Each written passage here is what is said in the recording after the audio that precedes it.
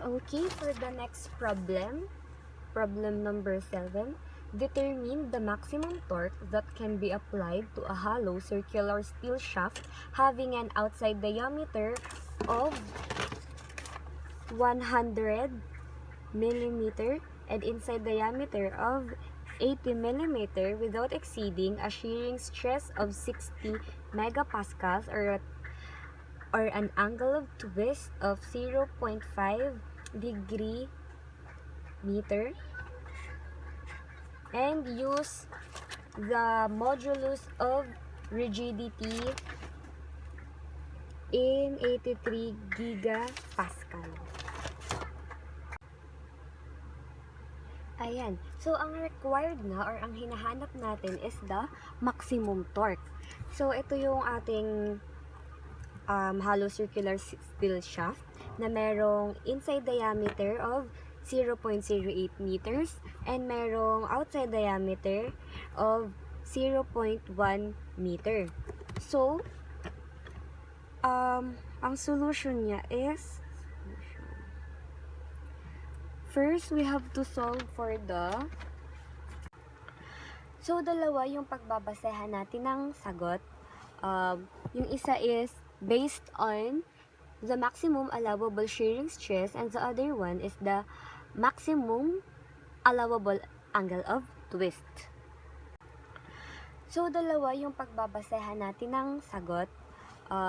Yung isa is based on the maximum allowable shearing stress and the other one is the maximum allowable angle of twist.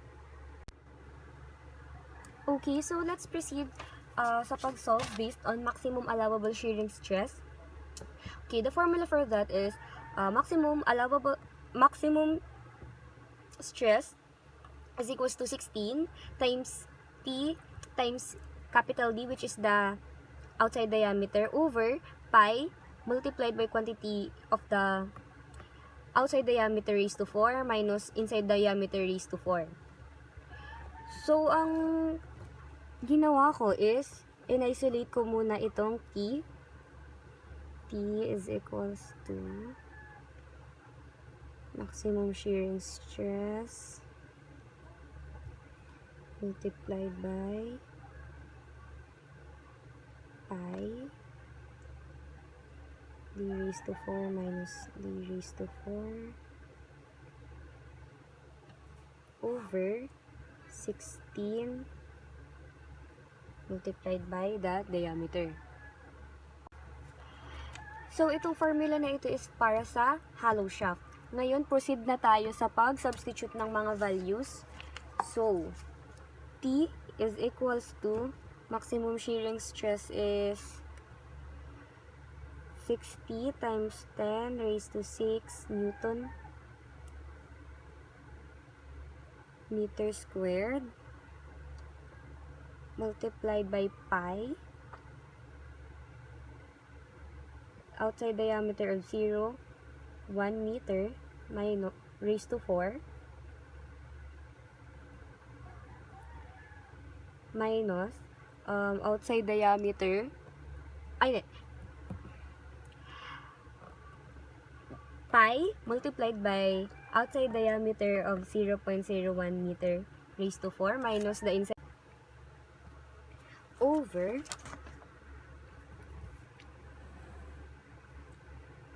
16 and the outside diameter 0.01 meter.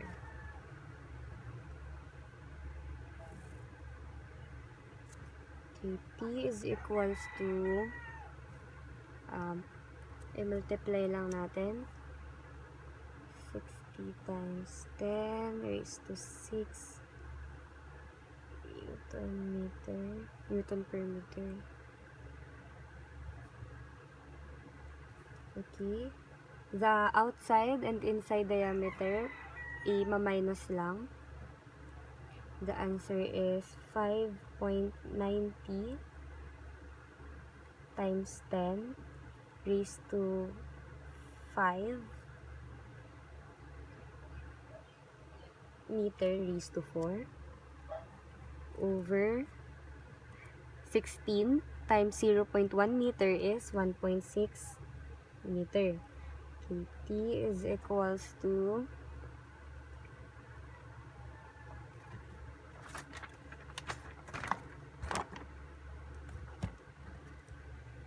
60 times 10 raised to 6 Newton per meter squared. Multiply lang natin itong pi dito sa value na nakuha natin. Nagiging siyang 1.85 times 10 raised to 4 to negative 4 rather. Then magiging na siyang square meter. So, paano siya naging square meter? Kasi ito is raised to 4, then ito is squared meter. So, cancel yan. Ito. Cancel din. Magiging raised to 2 na lang ito. Tatanggal na pala natin ito. Wala na pala ito. Okay. Over 1.6 meter. I-multiply na natin itong dalawa. T is equals to 60 times 10 raised to 6.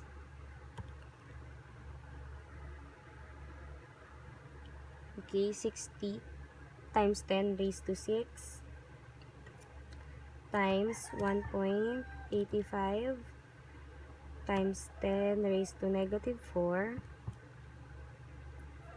is equals to 11121.24 Newton meter squared over 1.6 meter. Cancel na ulit ito, ang meter.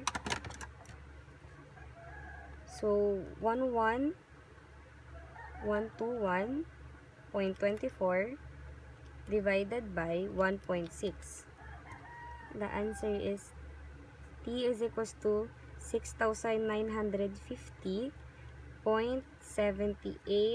Newton meter.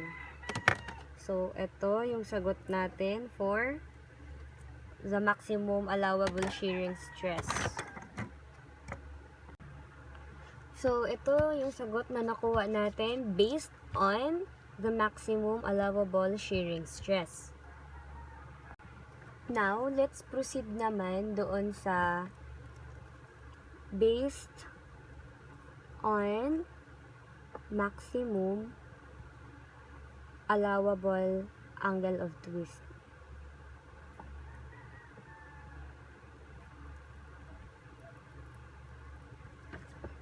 So, ayan, ang formula na gagamitin natin is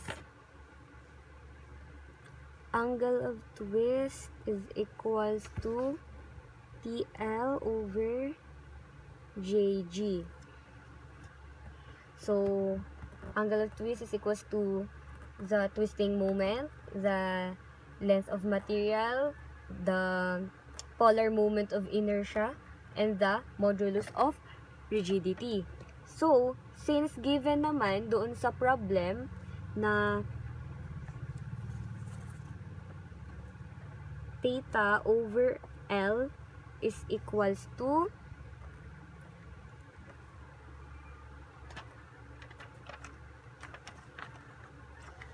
0.5 degrees over meter. Ngayon, ang wala na lang tayong value is the polar moment of inertia. So, to solve for polar moment of inertia, J is equals to pi over 32 multiplied by the quantity of outside diameter raised to 4 and inside diameter raised to 4. So, yan. Substitute lang natin yung values. Pi over 32 multiplied by the quantity. Since alam naman natin yung value ng ng outside and inside diameter, 0.01 meter raised to 4 minus 0.08 meter raised to 4. J is equals to pi over 32, 0.1 raised to 4 minus 0.08 raised to 4. Okay, answer is 5.904 times 10 raised to negative 5 meter raised to 4. So, multiply lang natin siya dito sa pi over 32. J is equals to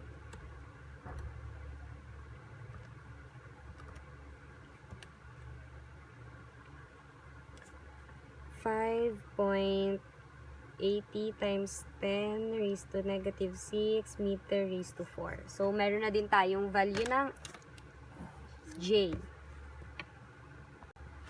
So, since kompleto na yung values natin, proceed na tayo sa pag-substitute sa ating formula.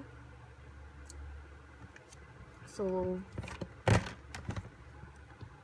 angle over L is equals to T over J and G. So, we all know that 0.5 degrees over M rather.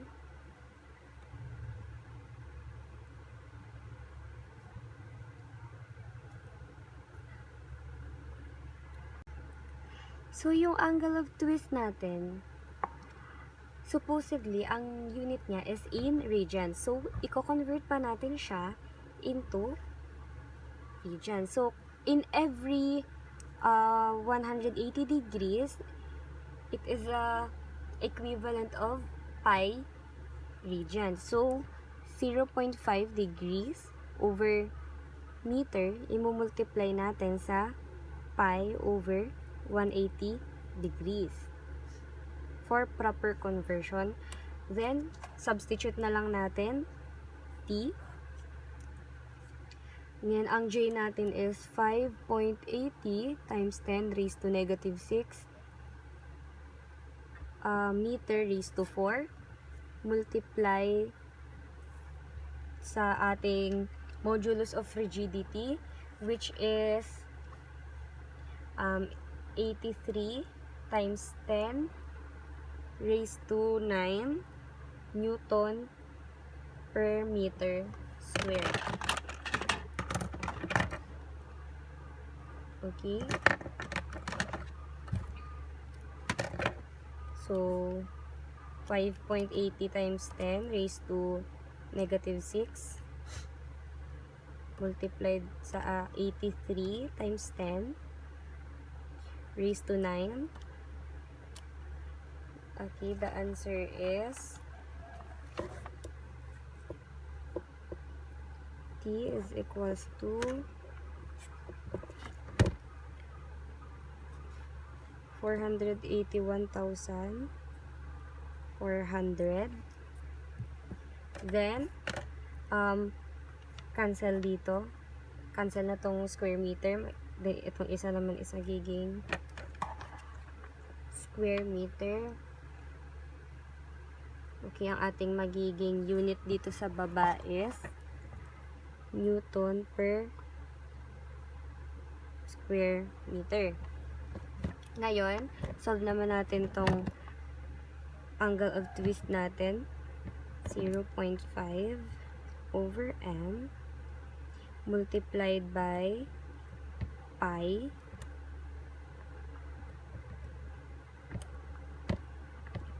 over 180 is equals to 8.73 times 10 raised to negative 3 over meter. Ayan. Ngayon, ita-transpose na naman natin para makuha natin yung value ng T. So, T is equals to 8.73 times 10 raised to negative 3 over M multiplied by 481,400 Newton per meter square. So, yan, cancel. multiply natin. 8.73 times 10 raised to negative 3 multiplied by 481,400. The answer is